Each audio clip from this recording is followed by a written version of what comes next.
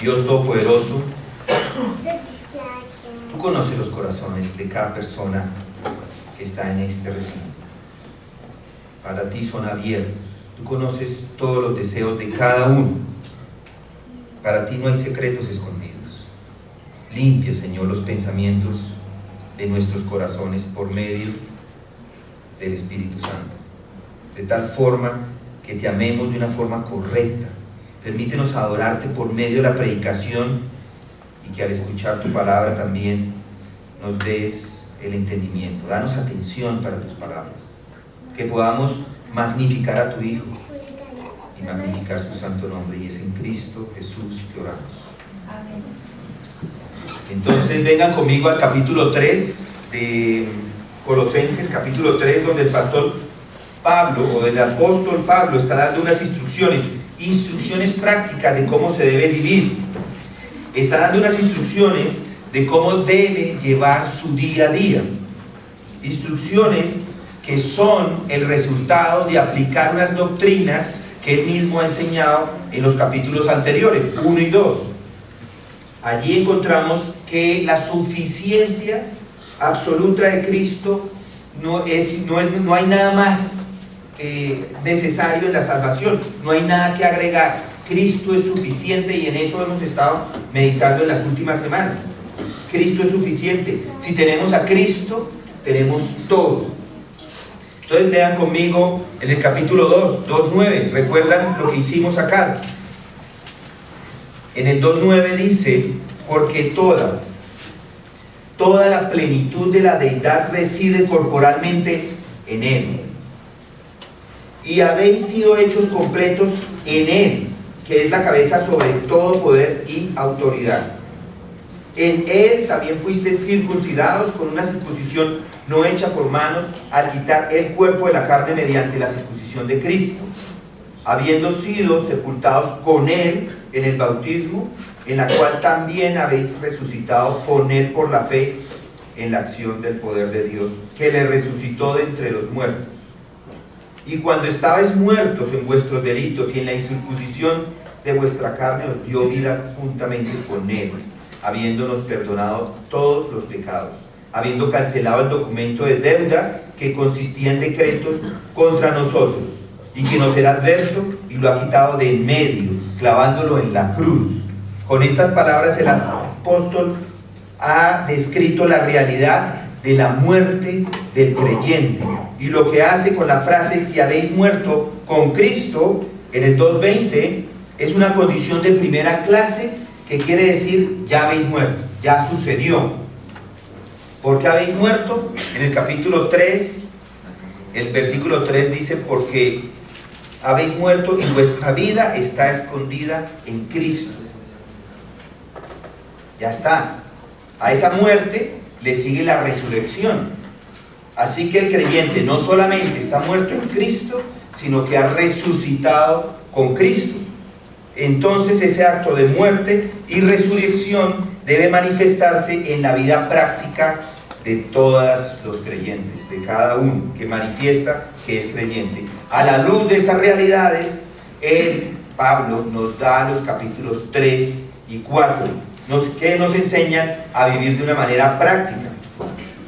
Esto es algo que hace Pablo de manera común. Primero da unas doctrinas y luego da unas instrucciones más prácticas, o instrucciones prácticas. Por ejemplo, en Efesios los 3 primeros capítulos son teología, y en el capítulo 4 él dice: os ruego que viváis de manera digna de la vocación con que habéis sido llamados. Es decir, empieza la práctica, primero la doctrina, luego la práctica. Lo mismo hace en Romanos. 11 capítulos de doctrina son una presentación teológica magistral, para terminar con estas palabras. En 11:36 dice: porque de Él, por Él y para Él son todas las cosas, a Él sea la gloria para siempre, amén. Y luego en el 12:1 dice: por consiguiente, hermanos, os ruego por las misericordias de Dios que presentéis vuestros cuerpos como sacrificio vivo y santo, aceptable a Dios, que es nuestro culto racional. Entonces comienza con la parte práctica. Es lo mismo en Colosenses. Ya vimos los 2 primeros capítulos, son teología de alto nivel, teología sublime, si quisiéramos llamarlo así, para llegar a este versículo 5 del capítulo 3. En las cartas de Pablo, como en todas las escrituras, la doctrina siempre es el fundamento de la conducta. Si recuerdan, en los primeros 4 versículos del capítulo 3, vimos los elementos que nos ayudan a vivir esta vida aquí en la tierra con la mente puesta en las cosas de arriba. Si lo recuerdan, estuvimos ahí. Ahora entramos a considerar los versículos del 5 en adelante, donde Pablo nos está introduciendo a la enseñanza bíblica sobre la mortificación del pecado. Mortificación del pecado. O el despojo espiritual, como he llamado yo el sermón. El quitar y el poner. Hoy vamos a hablar del quitar. Entonces vamos a iniciar leyendo los versículos del 5 al 9. Por tanto, dice: considerad los miembros de vuestro cuerpo terrenal como muertos a la fornicación, la impureza, las pasiones, los malos deseos y la avaricia, que es idolatría. Pues la ira de Dios vendrá sobre los hijos de desobediencia por causa de estas cosas, en las cuales vosotros también anduvisteis en otro tiempo cuando vivíais en ellas. Pero ahora desechad también vosotros todas estas cosas: ira, enojo, malicia, maledicencia, lenguaje soez de vuestra boca. No mintáis los unos a los otros, puesto que habéis desechado al viejo hombre con sus malos hábitos. Despojarse, en el diccionario, es privar a una persona de lo que tiene, generalmente por medio de la violencia o jurídicamente. También es quitar algo o quitarse algo, o una cosa, quitarse algo, especialmente algo que lo acompaña, algo que lo adorna, algo que lo cubre. Eso es despojarse. Cuando la sociedad está despojada de valores, es eso lo que hace: se quitan los valores. Una persona se puede despojar de su celular, se quita de su valor. Algunos ese es su valor. Pablo está diciendo eso exactamente. Dice: despójese de las cosas malas espirituales que le hacen daño. En relación al pecado, la idea es despojarse del pecado. En las palabras de Pablo, es matar la carne. Miren el 5: considerad, por tanto, considerad los miembros de vuestro cuerpo terrenal como muertos. Esa es la idea. Ya están muertos con Cristo, ya han sido resucitados y tienen una nueva manera de vivir. Entonces, lo que está diciendo él es: remate los residuos, acábelos. Y esas son realidades espirituales. Ahora Pablo lo que está haciendo es presentando estas realidades como una manera práctica. Esa es la idea. Lo que Pablo está haciendo acá es hablando de una santificación práctica. Pablo quiere que los colosenses pongan en práctica lo que ya son en Cristo, lo que ya son en vidas resucitadas. Así que, amados, dice él mismo en Filipenses 2:12, tal como siempre habéis obedecido, no solo en mi presencia, sino ahora mucho más en mi ausencia, ocupaos de vuestra salvación con temor y temor. Esa es la santificación. O en 2 Corintios él mismo dice: por tanto, amados, teniendo estas promesas, limpiémonos de toda inmundicia de la carne y del espíritu, perfeccionando la santidad en el temor de Dios. ¿Cómo es que se hace esto? Es la pregunta que uno se haría. Pero ¿cómo hago? ¿Cómo vive una vida resucitada? ¿Cómo es que se puede poner en práctica lo que ya es en Cristo? Pablo nos dice acá cómo, en los versículos 5 al 9, considerarse como muertos o hacer morir ciertas cosas de la vida de cada uno. Jesús dijo que debemos tomar la cruz cada día y seguirle. Pablo dice: muero diariamente. En otras palabras, es imposible vivir la vida resucitada hasta que no se considere como muerto a las cosas del mundo. Este es un proceso diario, es un proceso permanente. Mortificar, hacer morir lo terrenal en nosotros. Hacer morir lo terrenal en vosotros, es lo que dice. Creo que el verbo que está mejor traducido en la Biblia de las Américas en donde dice considerar como muerto. Esta misma palabra está solamente 2 veces en el Nuevo Testamento. Romanos 4:19, cuando dice, y sin debilitarse en la fe contempló su propio cuerpo, que ya estaba como muerto. Esto está hablando de Abraham, considerando que estaba como muerto porque estaba muy viejo, porque tenía ya más de 100 años, y acerca de la esterilidad de la matriz de Sara. Entonces ya era considerado como muerto. Y en Hebreos 11:12 también, por lo cual también nació de uno, y este casi muerto con respecto a esto, está hablando otra vez de la misma descendencia de Abraham. En los 2 textos, la palabra que se emplea en relación al cuerpo de Abraham es en cuanto a esa capacidad de reproducirse. Podría considerarse como muerto. La idea central de este verbo es privar de poder, despojarse del poder, destruir la fortaleza de algo o destruir la fortaleza de alguien. Esa misma idea la encontramos en Romanos 7:4. Por tanto, hermanos míos, también a vosotros se os hizo morir a la ley por medio del cuerpo de Cristo, para que seáis unidos a otro, a aquel que resucitó entre los muertos, a fin de que llevemos fruto para Dios.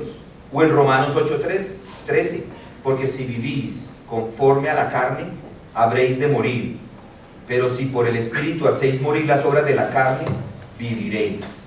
Esto de la mortificación es muy importante. La palabra es necrosate, que está en imperativo, indica que es algo que usted debe hacer, es algo que debemos hacer. Esa palabra necro, nosotros también lo usamos en el español, necrofagia, necrofilia, necrofobia, necróboro, necrolatria, necrología, no voy a dar todas las definiciones, pero es una palabra que está haciendo referencia a la muerte. Necrosate quiere decir que se considere como muerto, así no esté muerto. Ese es un imperativo en griego que indica una acción, es una acción que va a ser de una vez por todas. Se refiere a un compromiso definitivo de considerarse como muerto, de quitar la vida a esas cosas que aquí en ese versículo 5 del capítulo 3 se enumeran.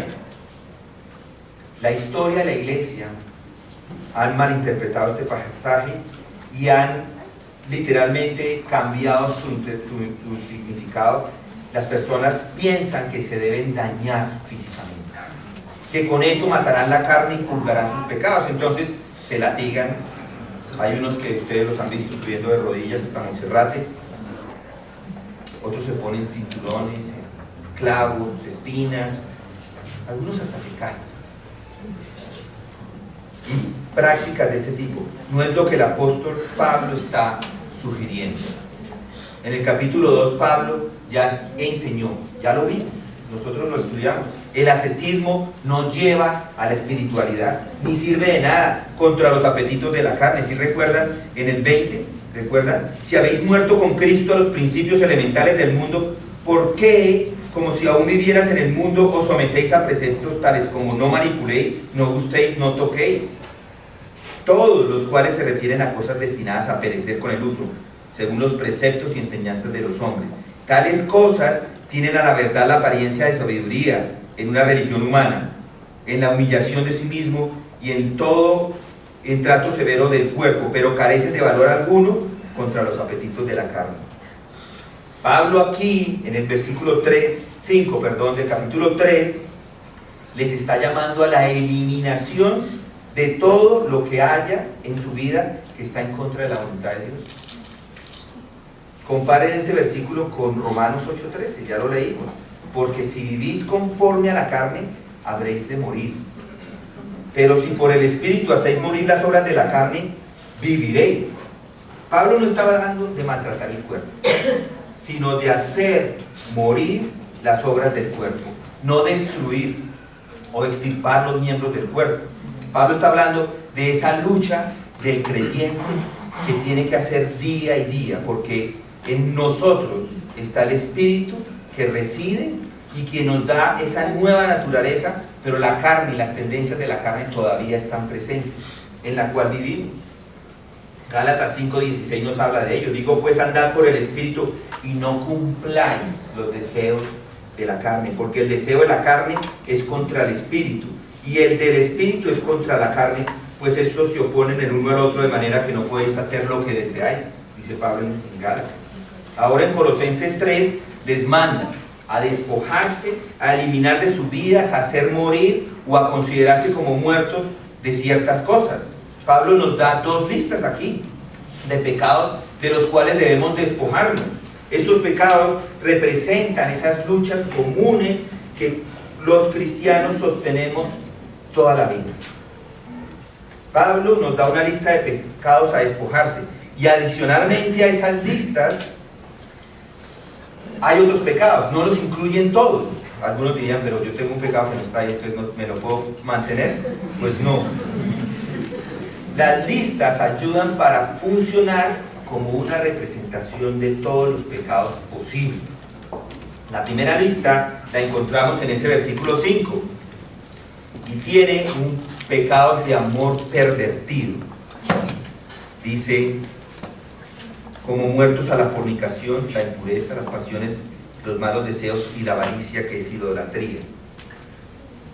La segunda lista la encontramos en los versículos 8 y 9. Desechad también vosotros todas estas cosas: ira, enojo, malicia, maledicencia, lenguaje soez de vuestra boca. No mintáis. Ahí encontramos la otra lista. En la primera lista comienza con actos y pasa a motivos. En la segunda lista comienza con motivos y pasa a las obras. En la primera lista es más personal y la segunda lista es un poco más social. Pero miremos los pecados de la primera lista, estos pecados personales de pasión. El primero que menciona allí es la fornicación. La palabra pornea en griego se refiere a todo tipo de pecado sexual, donde tenemos, por ejemplo, la palabra pornografía. Pornea y grafe es un retrato escrito de un pecado sexual. La palabra porne en griego se refería a una prostituta. Entonces, originalmente la palabra se usaba para expresar la idea de prostitución, pero en el Nuevo Testamento su significado es aplicable a todo tipo de relación fuera del matrimonio. A veces esta palabra se traduce como inmoralidad. 1 Corintios 5:1 dice así: en efecto, se oye que entre vosotros hay inmoralidad, y una inmoralidad tal como no existe ni siquiera entre los gentiles, al extremo que de alguno tiene la mujer de su padre. Esta palabra encabeza la lista de las obras de la carne en Gálatas. Ahora bien, dice Pablo en Gálatas, las obras de la carne son evidentes, las cuales son inmoralidad. Es parte de la lista: impureza, sensualidad. Dios, mis hermanos, Dios prohíbe cualquier tipo de actividad sexual fuera del matrimonio.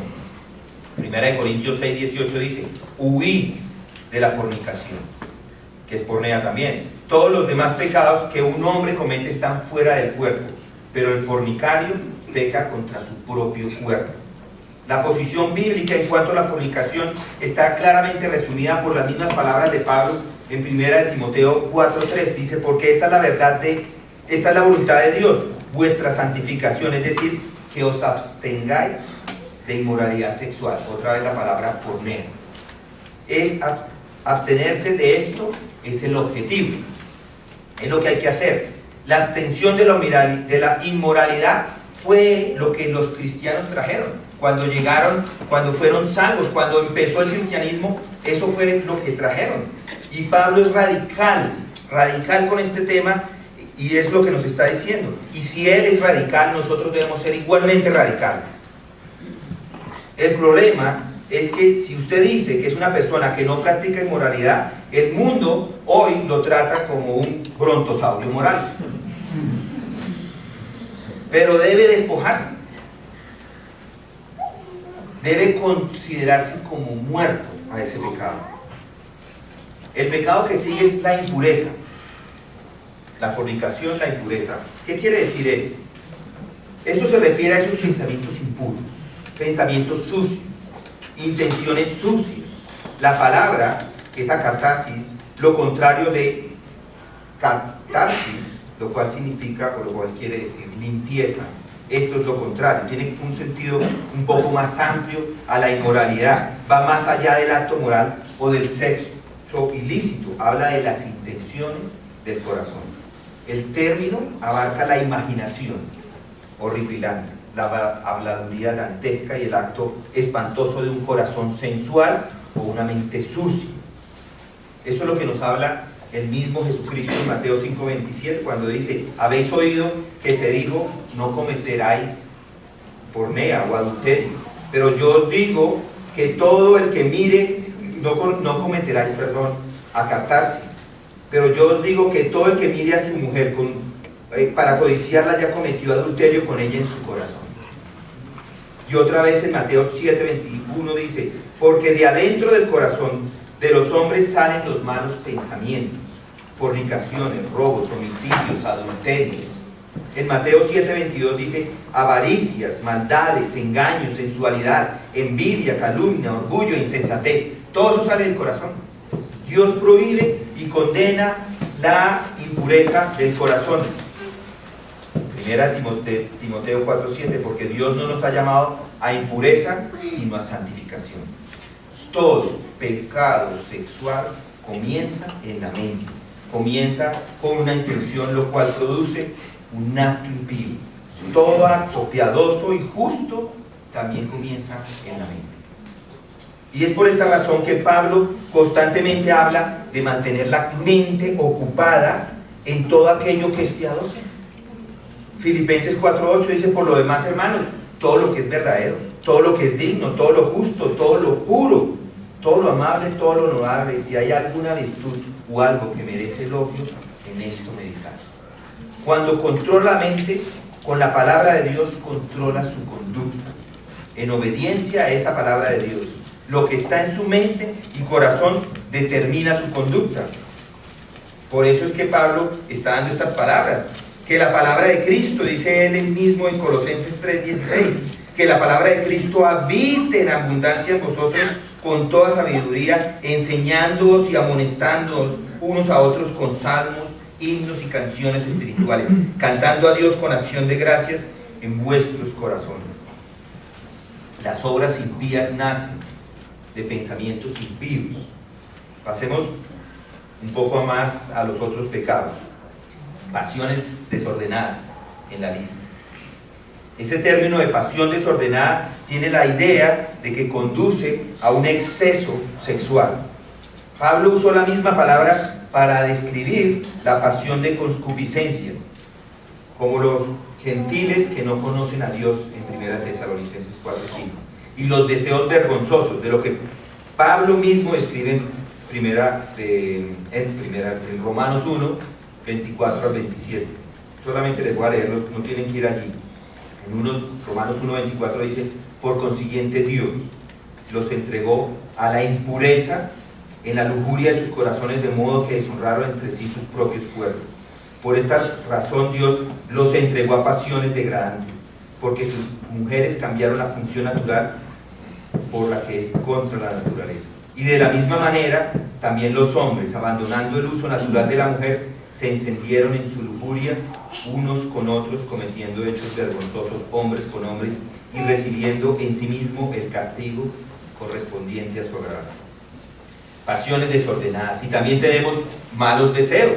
Es similar en su significado. El primero posiblemente se refiere a esa pasión sexual que se encuentra presente en el cuerpo, mientras que el segundo malo deseo, el segundo término, es más a esa pasión prendida con fuego.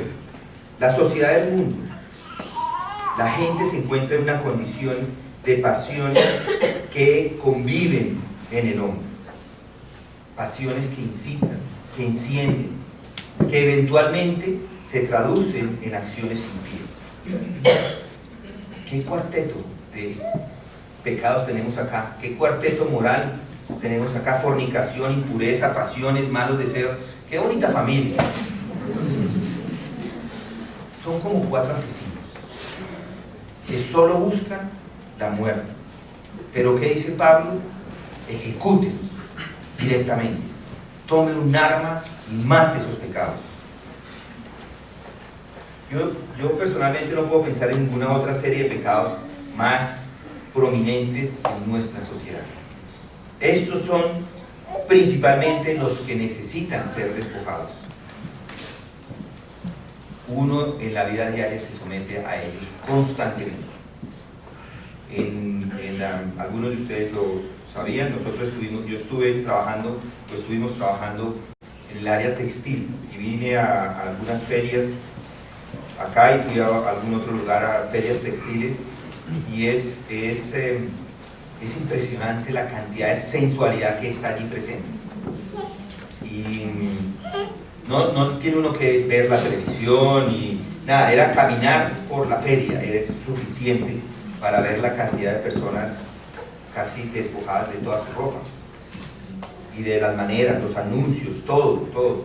Y hoy en día estamos plagados de eso, no solamente ahí, está en todas partes, en el internet, en Facebook, casi que es difícil entrar, ver la televisión hoy en día.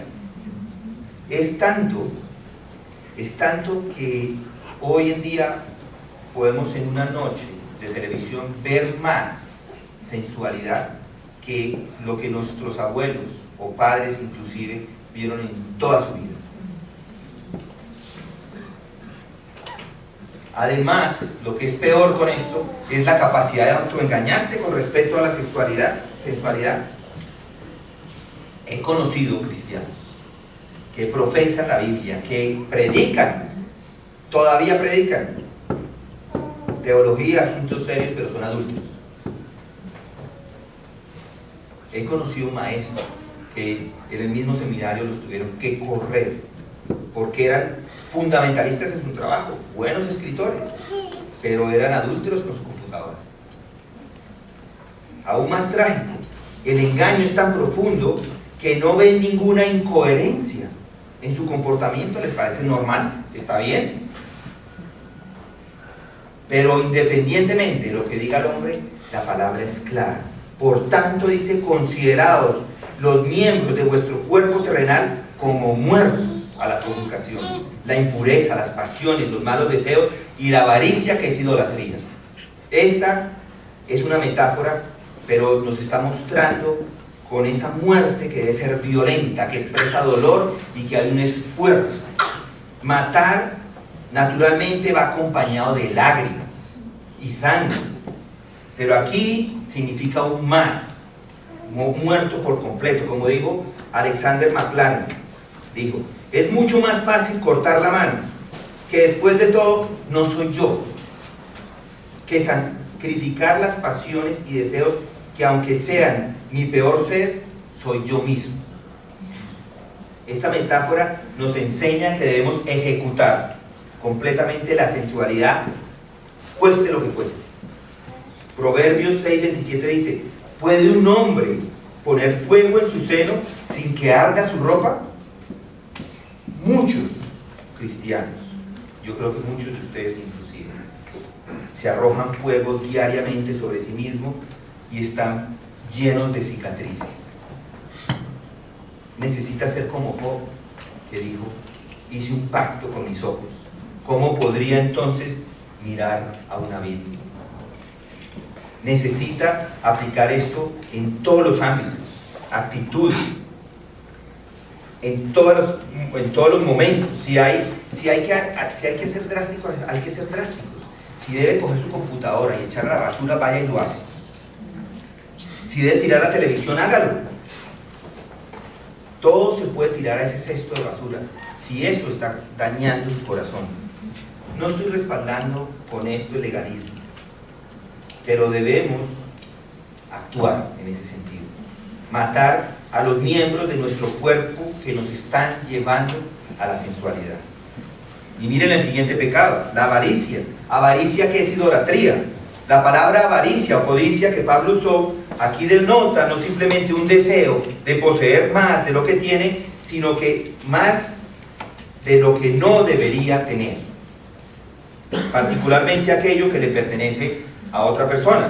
En mención de esto, y menciona esto al final de la lista de pecados sexuales, es altamente significativo, ya que está íntimamente asociado con ellos. Es realmente otra forma del mismo deseo malvado. Ahora, además de las cosas materiales, del honor, posición, reconocimiento. Además de las cosas sexuales, está adicionando estos otros. Quiere eso. A menudo, cuando la sensualidad pierde su influencia, el materialismo toma su lugar. Esta es la razón por la que muchas personas, hombres, mujeres de mediana edad, una vez que se dedicaron a la sensualidad, ahora cambiaron la sensualidad por dinero, por honor, por posición, por reconocimiento. Esos pecados tienen la misma fuente. Esa avaricia es realmente la forma más baja de idolatría, ya que nada podría ser más bajo que poner su confianza en algo material y hacerlo su Dios. La idolatría es horrible, tanto así que Dios, la palabra original, así lo llama, y viene la palabra original viene de excremento. La idolatría es como excremento. En lo que sea que confía, lo está adorando. El materialismo es la verdadera religión de miles de personas. Miles de personas, miles de cristianos profesantes hoy en día viven en ella. Hay en un sentido en que la codicia es incluso más peligrosa que la sensualidad, porque tiene muchas formas respetables. Muy a menudo, a la persona codiciosa y exitosa es a la quien honramos. Como dice el proverbio, si un hombre está ebrio de vino, lo echamos de la iglesia. Si está borracho de dinero, lo convertimos en un diácono. Esto es un asunto serio, porque ambos pecados provocan la ira de Dios. Debido a esto, viene la ira de Dios. Tú solías caminar de esta manera, dice Colosenses 3:6, pues la ira de Dios vendrá sobre los hijos de desobediencia por causa de estas cosas, en las cuales vosotros también anduvisteis en otro tiempo cuando vivías en ellas. El mensaje de Pablo es claro. Dado que hemos muerto y hemos sido sepultados y resucitados y ascendidos con Cristo, ya que hemos sido llenos de su plenitud, ahora algunas cosas debemos hacer, y es poner la sensualidad y el materialismo como muertos, despojarlos, de matarlos, sin importar la sangre, sin importar el dolor. Y miren el siguiente pecado, idolatría. La avaricia es idolatría. Este es el pecado fundamental, es vivir adorándose a sí mismo, es vivir trayendo satisfacción a sus deseos sin importar lo que Dios quiera. Una persona que realmente adora a Dios dice: Señor, ¿qué es lo que tú quieres? Eso voy a hacer. Un idólatra dice: ego, ¿qué es lo que tú quieres? Eso es lo que voy a hacer. Un idólatra dice: yo hago lo que quiero, cuando quiero, sin tener en cuenta a Dios. El idólatra se postra ante sí mismo. La idolatría es la causa de todo pecado. Es adorarse a uno mismo. Es escoger lo que yo quiero en lugar de escoger lo que Dios quiere. Pablo dice que la avaricia es idolatría. Es pensar y actuar como si Dios no existiera y yo soy el capitán de mi propio destino. Es negar totalmente la soberanía de Dios sobre mi vida. Es violar la ley de Dios con impunidad. Es blasfemar a Dios, ya que no me siento en el trono de mi propia vida y destituyo a Dios de su derecho de reinar en mi vida. Adorar el sexo, el dinero, el poder, la ambición, adorar cualquier cosa es adorarse usted mismo. Entre paréntesis, es importante notar cómo Pablo relaciona esa inmoralidad con la avaricia y la idolatría. En Efesios 5:3, pero que la inmoralidad y toda impureza o avaricia ni siquiera se mencionan entre vosotros, como corresponde a los santos. Ahí mismo en Efesios 5:5 dice: porque con certeza sabéis esto, que ningún inmoral, impuro o avaro que es idólatra tiene herencia en el reino de Dios, de Cristo y de Dios.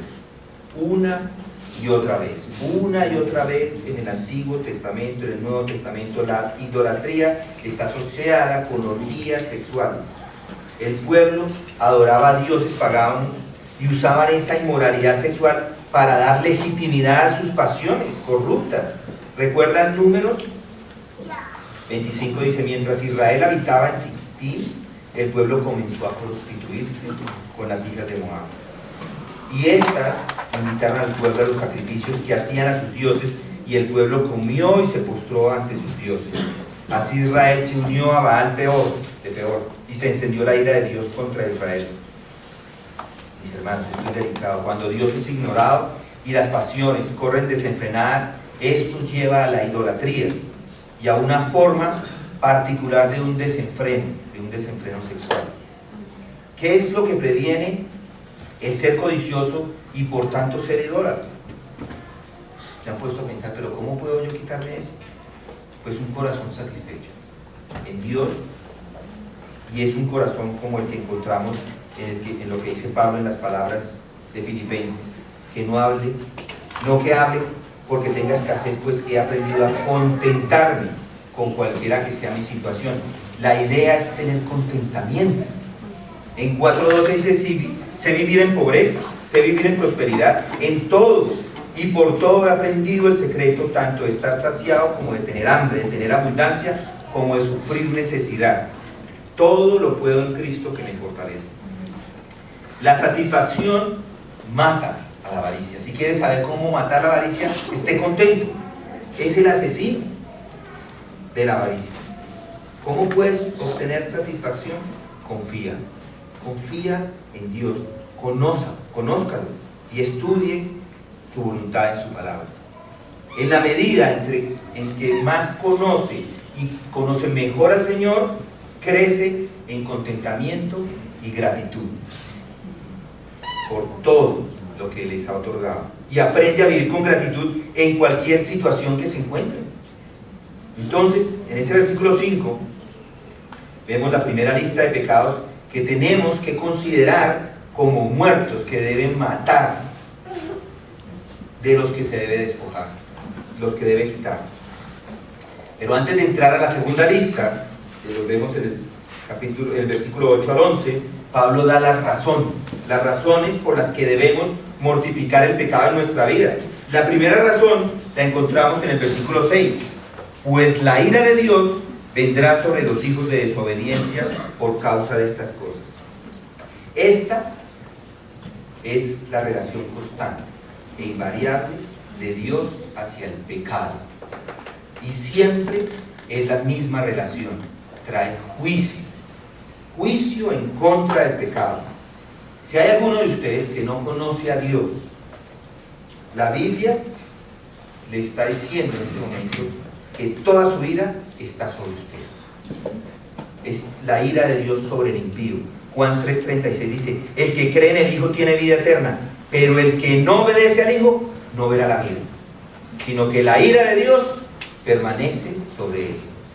Romanos 2:5, mas por causa de tu terquedad, que tu corazón no arrepentido, estás acumulando ira para ti en el día de la ira y de la revelación del justo juicio de Dios. Y en Romanos 2:8, pero a los que son ambiciosos y no obedecen a la verdad, sino que obedecen a la injusticia, ira e indignación.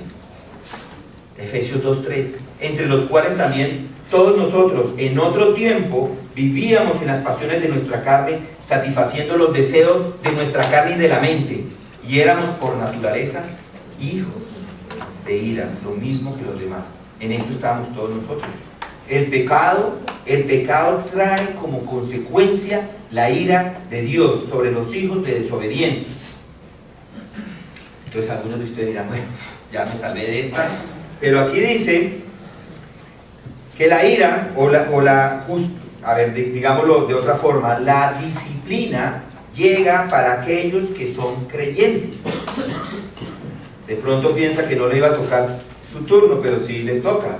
La Biblia es clara en indicarnos que Dios no nos libra de su ira, Él nos disciplina como a sus hijos amados. Romanos 5:9 dice, entonces mucho más, habiendo sido ahora justificados por su sangre, seremos salvos de la ira de Dios por medio de Él. Sí, somos protegidos de su ira en cuanto a la condenación del pecado, pero ¿recuerdan lo que dice Hebreos?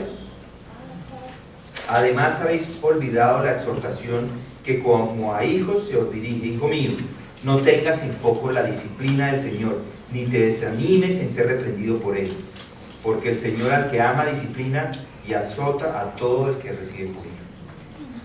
Pero si nos juzgamos a nosotros mismos, no seríamos juzgados, pero cuando somos juzgados, el Señor nos disciplina para que no seamos condenados con el mundo.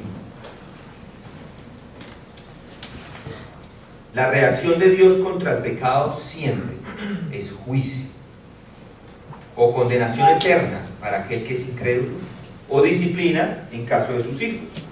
La segunda razón la encontramos en el versículo 7. El pecado, cualquiera que sea su forma, pero en particular estos pecados que están aquí enumerados, eran las características antes de ser sus hijos. Miren ahí: en los cuales vosotros también anduvisteis en otro tiempo, cuando vivías en ellas. Efesios 2:1 también nos dice: Él os dio vida a vosotros que estabais muertos en vuestros delitos y pecados, en los cuales anduvisteis en otro tiempo, según la corriente de este siglo, conforme al príncipe de la potestad del aire y el espíritu que ahora opera en los hijos de desobediencia, entre los cuales también todos nosotros en otro tiempo vivíamos en las pasiones de nuestra carne, satisfaciendo los deseos de la carne y de la mente, y éramos por naturaleza hijos de ira, lo mismo que los demás. Es absurdo, mis hermanos, continuar jugueteando con aquello que es parte de la vida anterior. Es ridículo volver a la pobreza cuando ahora pueden experimentar las riquezas de pertenecer a Cristo. Algunos vuelven como el perro vuelve a su casa. No tiene sentido actuar como su viejo hombre. Ahora es una nueva criatura. Entonces, lo que está haciendo Pablo acá es dando esas dos razones. Primero, por la disciplina. Y segundo, porque es absurdo volver al pasado. En el versículo 8 encontramos la otra lista de pecados que se deben liquidar. Estos son pecados que se cometen diariamente contra otras personas. Dice en el 8: pero ahora desechar o dejar, quiere decir despojarse o desvestirse. Se usaba para referirse a una persona que al final del día de trabajo se quitaba la ropa. Aparece otra vez en el versículo 9, despojado del viejo hombre. Y su antítesis está en el 10 y en el 11. No vamos a ir hasta allá hoy, porque ahí está qué es lo que debe poner. Se debe despojar de uno, si hay otras cosas que debe poner. Esas las dejamos para la siguiente semana. Pero Pablo acá nos llama a despojarnos de esa ropa sucia, del viejo hombre, de ese corazón podrido. Lo primero que debe quitar es la ira, dice ahí. Eso se refiere a una amargura profunda, a un resentimiento que no para, latente, que se encuentra ahí en el corazón, que hierve, que está prendido, en cualquier momento salta y ¡wow!, se va. Esa es la ira. Santiago nos dice, en cuanto a esta actitud, dice: esto sabéis, mis hermanos, amados hermanos, pero que cada uno sea pronto para oír, tardo para hablar, tardo para la ira. Pues la ira del hombre no obra la justicia de Dios. Además está el enojo. Esa palabra está relacionada a la anterior, pero se refiere más a un enojo súbito. Los griegos se referían a este tipo de enojo como un llamarazo, como cuando la paja se encendía con fuego. Esa es la idea. Se encendía rápidamente y así de rápido se apagaba. Por ejemplo, recuerdan en la sinagoga de Nazaret, los escuchas se enojaron de la palabra predicada por Jesús, y todos en la sinagoga se llenaron de ira cuando oyeron estas cosas. Uno de los frutos de la carne es exactamente eso: idolatría, hechicería, enemistades, pleitos, celos, enojos, rivalidades, disensiones y sectarismos. Yo les digo, esa no es una conducta aceptable para un cristiano. Se ha quitado de vosotros toda amargura, enojo, ira, gritos, maledicencia, así como toda malicia, dice Pablo en Efesios 4:31. No importa si usted considera el enojo como parte de su personalidad. No, es que yo me enojo. Eso no es parte de la personalidad de nadie. Debe matarlo, debe quitárselo de su vida. Eso es un carácter podrido. Eso es una obra de la carne. Si usted tiene un carácter podrido y lo que nos está diciendo acá es desvístase, pues desvístase. La siguiente es malicia. Este es un término general para todo tipo de impiedad. Podría traducirse como hablar mal de alguien. Blasfemia es algo, o al igual en griego, es usar el nombre de Dios en vano. Hablar calumniando a otros. El punto es que cuando calumniamos a otros de alguna manera estamos hablando mal de Dios, quien fue el que los creó. No podemos hablar de nadie. Eso es una blasfemia indirecta porque son hechos a la imagen de Dios. No podemos hablar de las personas. Santiago nos recuerda en Santiago 3:8, pero ningún hombre puede domar la lengua. Es un mal turbulento y lleno de veneno mortal. Con ella bendecimos a nuestro Señor y Padre, y con ella maldecimos a los hombres que han sido hechos a la imagen de Dios. El siguiente, palabras deshonestas. Esto se refiere a esas palabras obscenas o malas, con la intención de herir a alguien. Todos esos insultos que la gente hace, que la gente lanza para lastimar, y así los escuchen. Hay unas personas que van por la calle conduciendo y se atraviesan y le hablan de su mamá, que es un poco... A veces la mamá, ¿cuál es la culpa que tiene? Pero yo os digo que toda palabra vana que hablen los hombres darán cuenta de ella en el día del juicio. En el versículo anterior Jesús dice: el hombre bueno de su buen tesoro saca cosas buenas, y el hombre malo de su mal tesoro saca cosas malas. ¿Ven? Lo que está en el corazón es lo que se manifiesta en las palabras. Los hombres buenos no hablan cosas perversas. De lo que sale el hombre en su momento, sin pensarlo mucho, eso es lo que es. A veces escuchamos palabras de personas y a veces frases, a veces lo escuchamos realmente. Por eso solamente hay que dar tiempo, esperar un poco, porque uno conoce las personas con el tiempo. Lo que en realidad son, van a salir. Todo lo que nosotros somos, se sale en su momento. El último pecado que tenemos ahí en el versículo 9 es mentir. Este pecado es uno de los primeros que encontramos en la Biblia. La serpiente mintió a Eva y a Adán.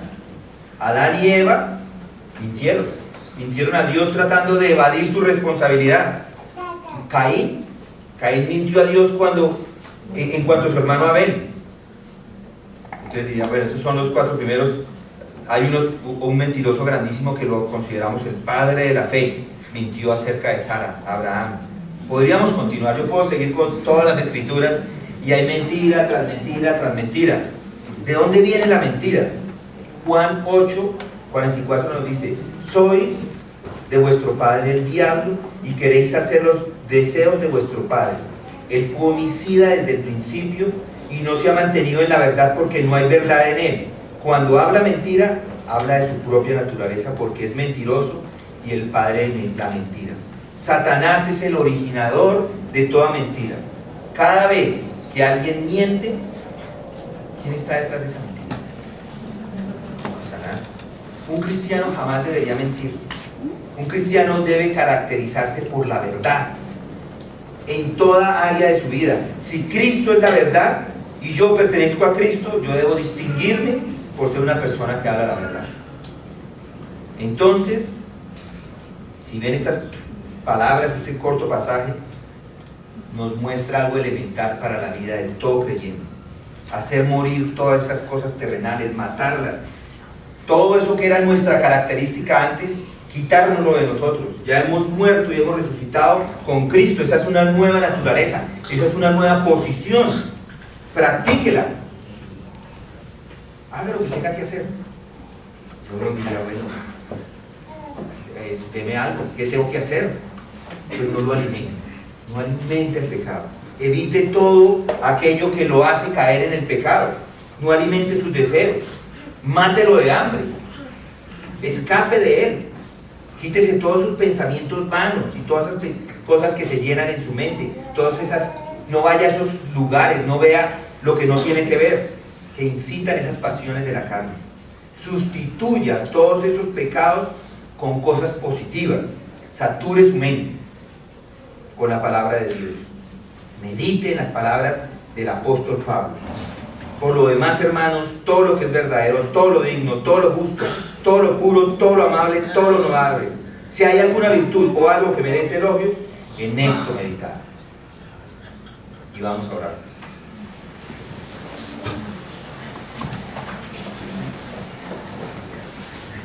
Gracias, Dios, por hablarnos por medio de tu palabra. Gracias porque en ella tú nos exhortas. Culpables muchos de nosotros, si no todos, varios de los pecados que están ahí todavía, Señor, son parte de nuestras vidas. Yo te pido, Señor, y oro en este momento, que no solamente a mí, sino a todos mis hermanos, tomen conciencia, entiendan la importancia de la santificación, que esa es tu voluntad para nosotros. Ayúdanos a morir, vernos como muertos frente a todos esos pecados. Ayúdanos a quitárnoslos de nuestra mente, a quitárnoslos de nuestras acciones, a quitárnoslos de nuestra palabra. Oramos para que esto sea una realidad en cada uno de nosotros. Y si, Padre, hay alguno que todavía está en su vieja manera de vivir, mi oración es para que tú le salves, para que tú le des la iluminación, para que tú le muestres que por esos pecados va a recibir la ira, pero al mismo tiempo tú has provisto al Hijo, a tu Hijo precioso, a tu Hijo, Señor, al primogénito de toda la creación, para que pueda ser salvo. Yo te pido que le des la fe, que crea en Cristo hoy, que no deje pasar ni un minuto más viviendo esa vida de pecado susceptible a recibir la ira de Dios. Esto lo oramos en el nombre de Cristo Jesús. Amén. Amén.